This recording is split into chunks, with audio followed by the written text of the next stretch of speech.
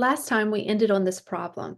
Suppose the weight of a certain species of tree frogs is normally distributed, but we don't know the mean weight and we don't know the standard deviation. We collect a sample of 40 frogs and weigh them all and find the sample mean weight to be 14 grams and the sample standard deviation to be 1.5 grams. Can we create a 95% confidence interval for the true mean weight of this species of tree frogs? How is this problem similar to problems we've done in the past involving proportions? What did you do in those problems? Well, let me remind you about confidence intervals for proportions. We said that if we calculate p hat and we add and subtract 1.64 times the standard error, we'll get a lower bound and an upper bound, and 90% of the time the true p lies within that range. If we take p hat and add and subtract 1.96 times the standard error, we'll get a range where 95% of the time the true p lives in that range. And if we take p hat, add and subtract 2.58 times the standard error, we'll get a range where 99% of the time the true p lives in that range. Now the 1.64, 1.96, and the 2.58 were all based off z-scores from the z-table. And the standard error is the square root of n times p hat times 1 minus p hat over n. So for confidence intervals involving means, it's going to be very similar. 90% of the time, the true mu will live within a range where we take x bar, which is a sample mean, add and subtract a certain amount of standard errors. Same thing with 95% of the time, we're going to take x bar and add and subtract a certain amount of standard errors. And 99% of the time, we're going to add and subtract a certain amount of standard errors to x bar. But the thing is, the standard error is going to be a different calculation because we're not using p hat here. Since we're not working with p hat or p, instead we're working with x bar and mu, what is the equation for the standard error, and what are the z-scores that go in these confidence intervals, or rather, as you'll see, the t-scores? So in reality, we will never know the true population mean mu. And if you recall, the standard deviation sigma is a formula based off of mu. And if we don't know mu, we can't find the standard deviation either. But suppose we do have a sample and we know x bar and we know the standard deviation of the sample, s. Recall in the last video when we knew the true mu and the true sigma, we said the standard error was s over the square root of n.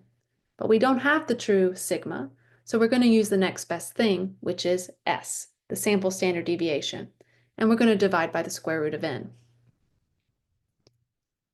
Now this strategy tends to work well when we have a lot of data. However, the estimate is less precise with smaller samples, and this leads to problems. So instead of using the z-table, we're going to use something called the t-table or the t-distribution. Now the t-distribution looks almost exactly like the normal distribution. So in this image, you can see that I have a dotted orange curve, which is the normal distribution. And then I have a blue curve, which is the t-distribution. What is the difference? In the t-distribution, the tails are slightly thicker. So there's more area in the tails. So the t-distribution has a bell shape like the normal distribution, but its tails are thicker than the normal distribution. Since the tails are thicker, observations are more likely to fall beyond 2 standard deviations from the mean than under the normal distribution. The thicker tails are exactly the correction needed to resolve the problem of using the sample standard deviation S in place of sigma, the population standard deviation. In the t-distribution, you need a statistic called the degrees of freedom. The degrees of freedom is where you take the sample size n and subtract 1. The more degrees of freedom you have, the more the t-distribution will resemble a normal distribution. So the lower the number of degrees of freedom, the thicker the tails. The larger the number of degrees of freedom, the thinner the tails are, and it looks more like a normal distribution. If we want to create a confidence interval for a mean, the standard error is approximately s divided by the square root of n. If you want to create a 90% confidence interval, then you're going to calculate your degrees of freedom, and then you're going to find your t-values that correspond to 90% of the data in between those two t-values. I'll show you how to do that, and you'll see that that t-score changes depending on the degrees of freedom. So it's not going to be a fixed score like the 1.64 when we were working with the z-table. So this t-score depends on the degrees of freedom. But it's the same idea. We'll take the t-score, multiply by the standard error, and add and subtract from x bar. For a 95% confidence interval, you'll get two t-values that correspond to 95% of the data in between those two t-values, but you'll need to know the degrees of freedom. And then for a 99% confidence interval, you'll need two t-scores, 99% of the data is in between, but you'll need to know the degrees of freedom. Let's go back to our example about tree frogs. So we collected a sample of 40 frogs. We found that the mean weight is 14 grams. The sample standard deviation is 1.5 grams, and we want to create a 95% confidence interval for the true mean weight of this species of tree frogs.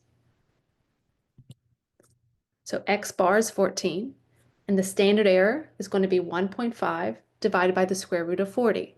I got about 0.18. Please double check that. And now we're going to calculate our degrees of freedom. We're going to take the sample size, 40, and subtract 1. That's 39. So we need 39 degrees of freedom.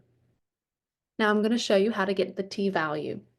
We're going to open up our t-table, and we're going to look for 39 degrees of freedom and a 95% confidence level. So here's our t-table, and the first thing I want you to notice is we have three graphs on the top. We have one tail, two tails. This is going to be important when we do hypothesis testing, but right now we're talking about confidence intervals, and so we're looking at two tails. So 95% confidence would mean we have 5% in the two tails. We're going to look at this table here, and we see one tail, two tails. We're interested in two tails, and we want 5% in the two tails. So 95% confidence is 5% in the tails. So 5% is right here, the 0.050. That's 5%. What I want you to notice is how similar this is to z-scores.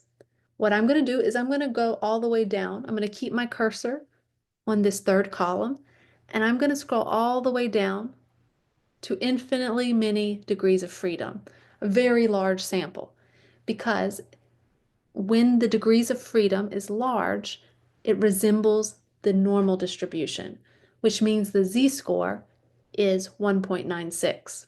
So let me scroll down all the way to the bottom. You can see 1.96. For a sample size of 501, that means the t-distribution is the normal distribution. But with the smaller sample size, as you can see, as the sample size gets smaller and smaller, the z-score gets a little bit bigger. And we're looking for degrees of freedom equaling 39. We had 40. We had a sample size of 40, which means we have 39 degrees of freedom. So 2.02 is the t-value. So that is the positive t-value, and we have a negative t-value, negative 2.02.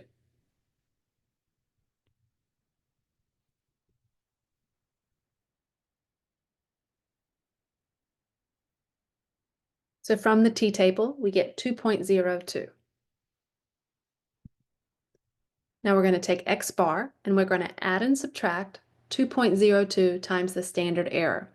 So 2.02 times 0.18 is about 0.364. I'm going to take 14, I'm going to add the 0.364, and I'm going to subtract the 0.364.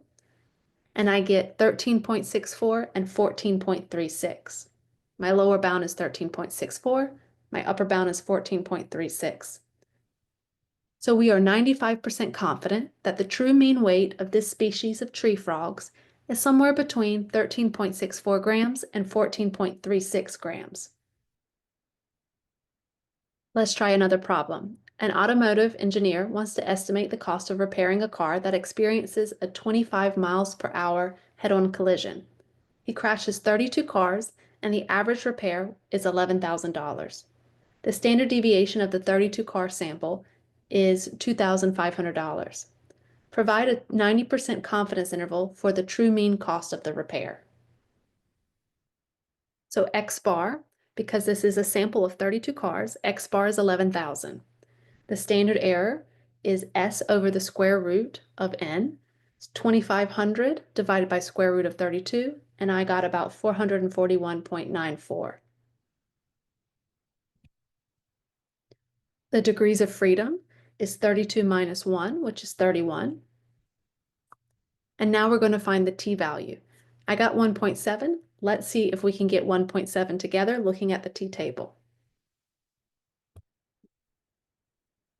So we want 90% confidence, which means we have 10% in the tails. We have two tails, 10% in the two tails. So we're going to look at two tails, and we're going to look for 10%. Here's 10% in the two tails. Now, when we had 10% in the two tails, if we had a very large sample, our t-table would look like a z-table. So we know, and this is a way to double check you're in the right column, that when we scroll all the way down, we should get about 1.64 as the z-score. And you can see 1.64, 1.65, that is the z-score.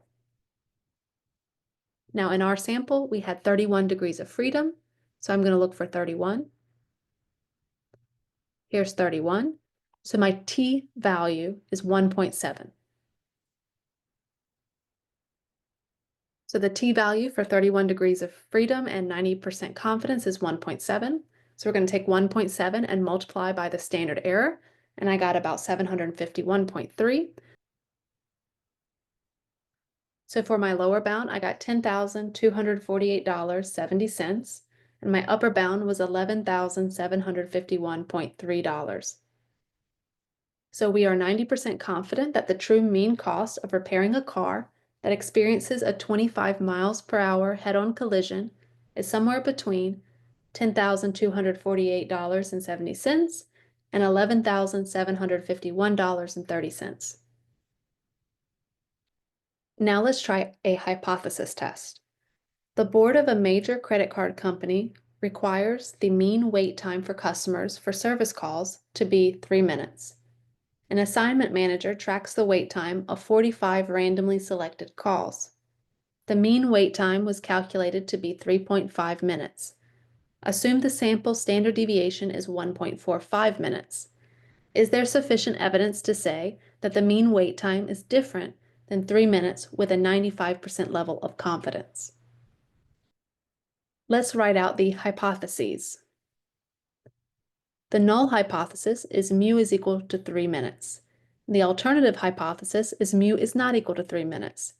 How I know that this is a two-tailed test is from the last sentence. Is there sufficient evidence to say the mean wait time is different? It doesn't say greater, lower, it says different, which means not equals to. Two-tailed test. So when we were working with a two-tailed test and we had proportions and we wanted to use the z-score method, we would find two critical values, a negative z-score and a positive z-score, and then we would find the z-score associated to the statistic and see if the z-score associated to the statistic was in between our critical values, bigger than one of our critical values, or smaller than one of our critical values. That would tell us if we're in the tails or if we're in the middle of the graph. If we're in the middle of the graph, we fail to reject, and if we're in the tails, we reject. So we're going to do the same thing here, except for we're working with t-values. So X bar is 3.5, and the degrees of freedom is 45 minus 1, because there's 45 calls in the sample. 45 minus 1 is 44. And now let's find our critical values. We know this is a two-tailed test, and we want 95% confidence. So 5% of the time we're in the tails. So if you find the column with two tails and 0.05 and look for the row for 44, you should get 2.02. So our critical t-scores are 2.02 and negative 2.02. Our standard error is S, which is 1.45 divided by the square root of N, which is square root 45, and I got 0.216. Now let's find the t-score that corresponds to our statistic 3.5. So we take 3.5, subtract the mean, 3, and divide by the standard error, and I got 2.31, which tells me that I'm above 2.02, which means I'm in the tails. And so I reject the null hypothesis. That means there is sufficient evidence to say that the mean wait time is different from 3 minutes with a 95% level of confidence. Let's do one more problem. A FICO score is used by credit agencies to assess credit worthiness of individuals. FICO scores range from 300 to 850. According to Fair Isaac Corporation, the mean FICO score is 703.5. A credit analyst wondered whether high-income individuals, that's incomes in excess of $100,000 per year, had a higher credit score than the mean 703.5. He obtained a random sample of 30 high-income individuals and found the sample mean credit score to be 714.2, with a standard deviation of 83.2. Determine whether there is sufficient evidence to suggest high-income individuals have higher FICO scores at the 0.05 level of significance. So this is a one-tailed test. Notice that mu is 703.5. That is the null hypothesis, and the alternative hypothesis is mu is greater than 703.5. X bar is 714.2, and sigma is 83.2. The degrees of freedom, well, there's 30 in the sample. 30 minus 1 is 29. This is a right-tailed test, so that means we want 5% in the right tail, 5% of the data in the right tail. This time we're going to look at the t-table together, and we're going to look for a one-tailed test, and we're going to look for 5% in the tail. Okay, so we're working with a one-tailed test, and we want 5% in the tail. So 0.05 is right here in the second column, and we're going to look for 29 degrees of freedom. So we get 1.7. Let's write that down. T is equal to 1.7. Now let me scroll back up to the top of the page here. Notice that if it's a right-tailed test, the t-value, there's only one critical t-value and it's positive. If we're doing a left-tailed test, there's going to be one t-value and it's going to be negative. So with a right-tailed test, t is equal to positive 1.7. And if we were working with a left-tailed test, t would be negative 1.7. You need to keep that in mind when you're doing hypothesis tests. Are you working with a one-tailed test? And if so, is it the right tail or the left tail? Whatever you get from the t-table, if it's a left-tailed test, it should be a negative t-value. And if it's a right-tailed test, it should be a positive t-value. So here is our critical t-value, 1.7. Now let's find the t-value that corresponds to our statistic. So we're going to take x minus mu and divide by the standard error. So 714.2, subtract 703.5, divided by s over the square root of n. So 83.2 divided by the square root of 30, and I got 0.7. Now where does 0.7 live? If our critical value is 1.7, that means anything below 1.7, we fail to reject. Anything above 1.7, we reject. So we're going to fail to reject, which means there is not sufficient evidence to suggest high-income individuals have higher FICO scores at the 0.05 level of significance.